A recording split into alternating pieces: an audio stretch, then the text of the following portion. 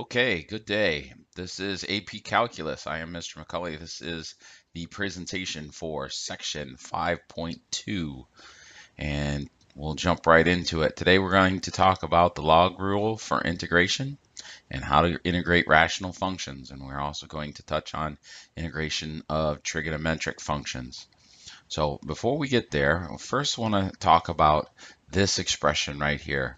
What are we going to do when we have the integral of something 1 over x to the first power?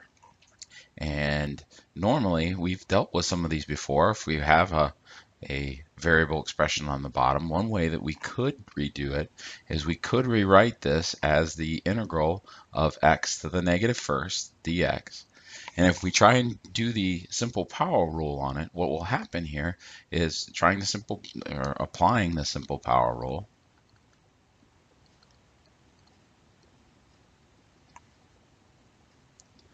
What we'll get is we'll go x to the negative 1 plus 1 over negative 1 plus 1. Now or plus the constant c, obviously, but what that'll give us is x to the 0 over 0 plus some constant c. Excuse me. And we know that that is undefined.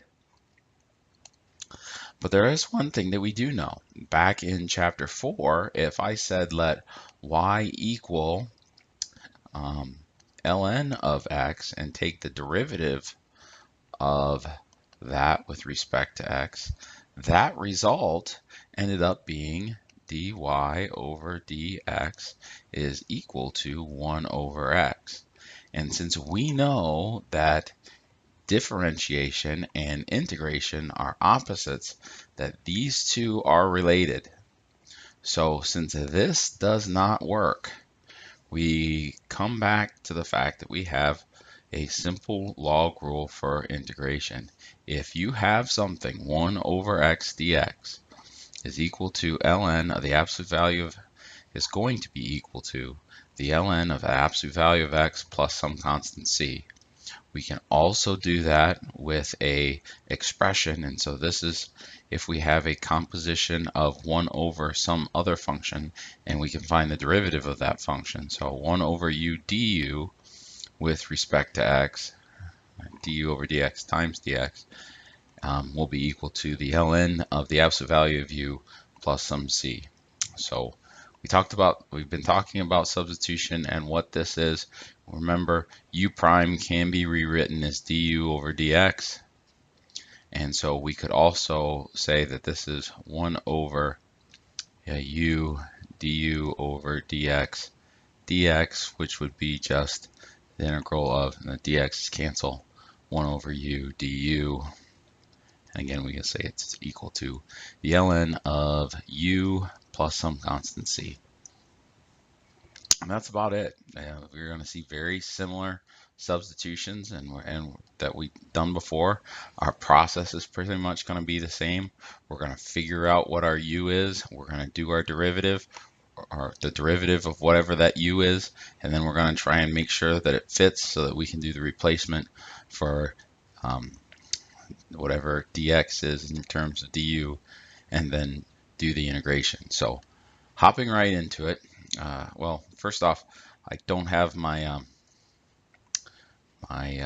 math tools here at home, so the trig integrals you may have to look up. Excuse me. You may have to look up. They're on page 333.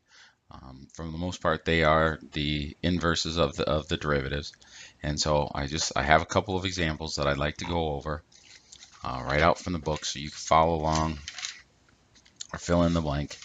And so we'll start on page 340 with number 6, and it says, find the integral of 1 over 4 minus 3x dx. Now, again, going back to what we started with, what we have here is not just 1 over x, it's 1 over some expression. So again, here is my composed function.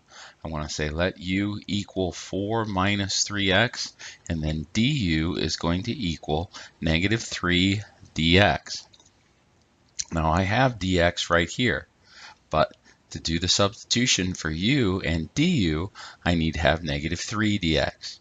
So since this is all multiplication here, to get my net result to be just positive 1, what I'm going to do is I'm going to multiply by a negative 1/3 out in front. I'm going to go 1 over 4 minus 3x, and then put my negative 3 there, dx. And so negative 3 times negative 1/3 gives me that net result of just 1. So I'm not changing the problem. I'm just setting it up so that I can do this substitution. Now, you don't have to do the substitution at this point. We've done it quite a few times. Once you see this, we can just go through it. But just for those of you who still need it, we'll go negative 1/3 integral 1 over u du. And we know that it's negative 1/3 the ln of the absolute value of u plus some constant c.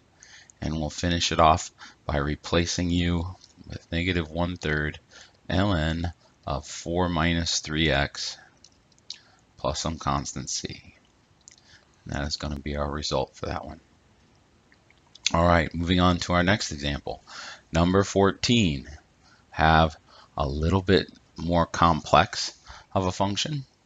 And so we'll start with the integral of, let's see, it's x times the quantity x plus 3 all over x to the third. Excuse me, I made a mistake there. This should be a 2. Let's see if we can do that. Okay, x to the third plus 3x squared minus 4. It's going to be dx. Now, first thing I'm going to do here is just so that we can all see where I'm going with this. I'm going to multiply this by distributing. I'm going to go with the integral of x squared plus 2x all over x to the third plus 3x squared minus 4. Now when I see something like this, I notice that the degree of the numerator is 1 less than the degree of the denominator. That is going to be a red flag for me to, again, try and use some sort of substitution like this one. So here's what I'm going to do. I'm going to say, let's use this bottom and see if we can't do a logarithmic integration. And so I start with my u, and I'm going to have x to the third plus 3x squared minus 4. And then du is going to equal 3x plus, this should be squared, 3x squared plus 6x, and then the derivative constant is 0, dx. Now, when I look at this expression, I notice this expression is almost the same as this. It's off by a factor of 3. All right, and since it's not off by a variable expression, just a constant expression, one trick that I can do is I can take that 1/3 out front and put a 3 here, and you'll notice that net result here, that net result of 1/3 times 3 is just 1. So I'm not changing the problem. All right. So again, I can go through, and if you need me to do the full substitution, I got 1/3, and then I have 1 over x to the third plus 3x squared minus 4, and then I have 3x squared plus 6x. And so this is my expression that I have for u, dx, and this is the expression that I have for du. So it goes 1/3 integral 1 over u du. We know what that form is now. 1/3 ln absolute value of u plus some constant c. Substitute the expression that we have for u to finish it up. 1/3 ln absolute value x to the third plus 3x squared minus 4, all plus some constant c. Okay.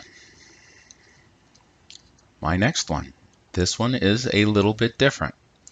It is number 16, and they're 14 and 16 are right next to each other, but they are tackled very different. And I'm trying to show you some red flags to help you decide what technique to use. So in number 16, I get an integral of, let's see, it's 2x squared plus, excuse me, 7x and minus 3 all over x minus 2. Now, in our last one, we noticed that the degree of the numerator was 1 degree smaller than the degree of the numerator. But in this problem, we have just the opposite.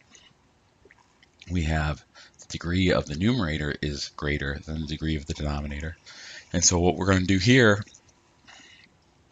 is we're going to divide this expression by this expression. You can either use long division, or since this is a linear factor, we can do synthetic division. That's what I'm going to do. So I'm going to come over here and I'm going to go 2, 7, negative 3, and I'm going to divide by positive 2 because it's what makes this thing 0.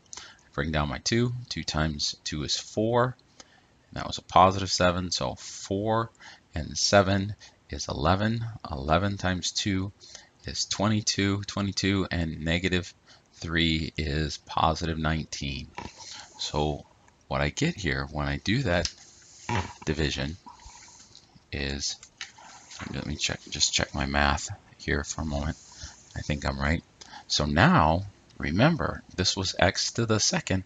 We divide by x to the first. So here we have 2x minus 11 plus 19 over x minus 2.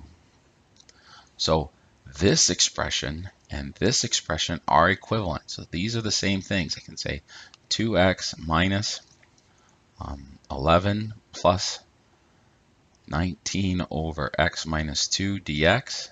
And here's the power of this particular one. I have essentially 3 terms. I've got this one, and this one. I can apply the simple power rule to the first one and the second one.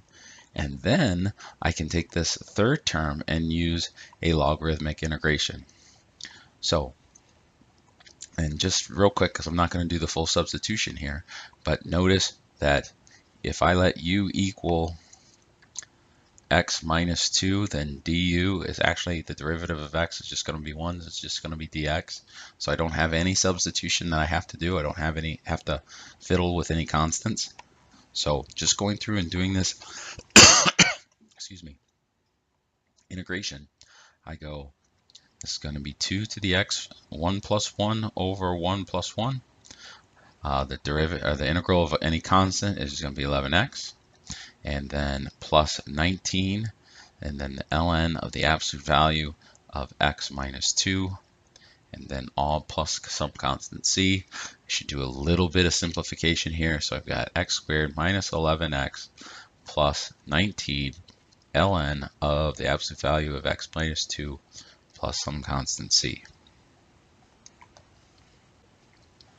And that's going to be my final answer for that particular problem.